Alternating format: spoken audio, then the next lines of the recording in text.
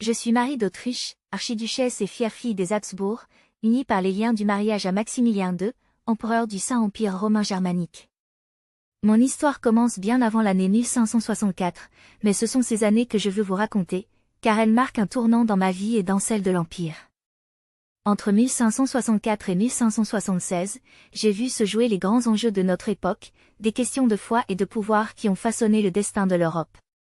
En 1564, après la mort de Ferdinand Ier, mon beau-père, Maximilien est couronné empereur.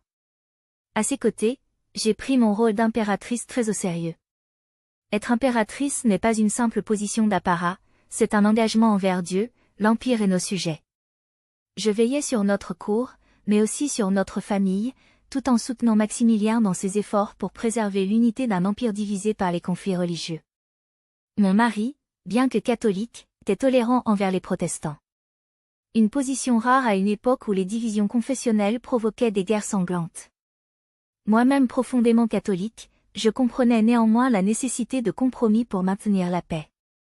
Dans nos palais de Vienne, Prague et ailleurs, je voyais défiler les grands de ce monde, venus négocier, conspirer ou chercher refuge. Mais mon rôle d'épouse et de mère était tout aussi essentiel que mes responsabilités politiques. Maximilien et moi avons eu 16 enfants, dont beaucoup ont joué un rôle important dans l'histoire. Chacun de mes enfants portait l'espoir d'une alliance ou d'une continuité dynastique. Ma fille Anne, par exemple, devint reine d'Espagne en épousant son cousin Philippe II. J'étais fière de voir nos enfants perpétuer l'influence des Habsbourg. Malgré cela, la vie à la cour n'était pas exempte de défis. Les intrigues politiques étaient omniprésentes, et il fallait constamment naviguer entre alliances et rivalités. Les tensions entre les princes allemands, les ambitions ottomanes à l'Est, et les aspirations des royaumes voisins mettaient à l'épreuve la stabilité de l'Empire. Maximilien, bien que souvent décrit comme hésitant, avait une vision d'un empire pacifié et uni.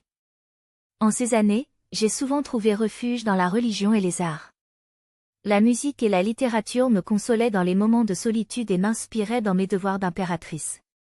J'ai encouragé la construction d'églises et soutenu des artistes, espérant ainsi laisser une empreinte de beauté et de foi dans ce monde troublé. L'année 1576 marqua la fin de notre règne, lorsque Maximilien quitta ce monde. La douleur de perdre mon époux fut immense, mais je savais que notre héritage perdurerait. Mon fils aîné, Rodolphe II, lui succéda, et je priais pour qu'il puisse poursuivre l'œuvre de son père. Aujourd'hui, en regardant en arrière, je me demande souvent si nous avons accompli tout ce que nous aurions pu pour l'Empire. Mais une chose est certaine, j'ai donné tout ce que j'avais, en tant qu'épouse, mère et impératrice. Mon nom, Marie d'Autriche, restera gravé dans l'histoire comme celui d'une femme qui a œuvré, avec son cœur et son âme, pour le bien de sa famille et de son empire.